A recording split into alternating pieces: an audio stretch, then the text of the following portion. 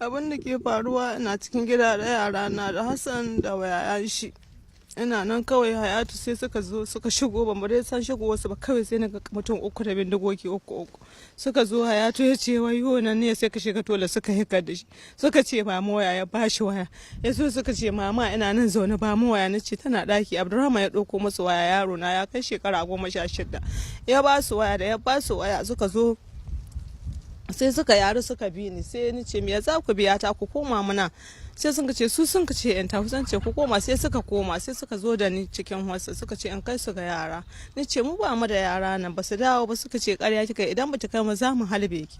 Ni ce ba yara. Suka dai cikume ni suka zo da ni, suka ziyara mai gadi, suka anshi waya. Da suka anshi waya mai gadi ya yi ciki, da ya ciki ya tsere, ni kuma Allah ya bani mafita, tsira ni kubuta. Yara su ma ubangijin girma Allah ya kubutar da su, suna kalmar shahada, suna inna lillahi wa inna ilaihi raji'una. To karshe dai subhanahu ta'ala Allah ya tsare mu, ya kare rayukan diya da aka kawo ma gwamnati, suna zaman gwamnati, ba a taba ɗalibai ba. Amma mu diya na uku aka ɗauke, Zubairu Imani da Fatima da mijinta suna hannun aiki da nabe. Don haka ina roƙon Allah, ina roƙon arziki ga jama'a Allah, sai mun addu'a Allah ya man mafita da wa'annan bayan Allah da ‘ya'yana.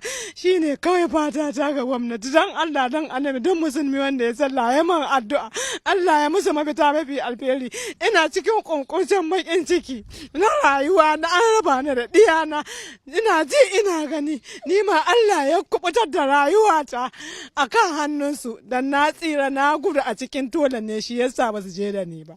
Yanzu akwai waɗanda aka ce an kashe a ciki ko aka shigo? Babu wanda an haka sa, kuma babu wanda sun raunana nama, sai dai yara ne nan suka bugi yarinya ta gwalje, kuma jimuwa ba mai cutawa ba.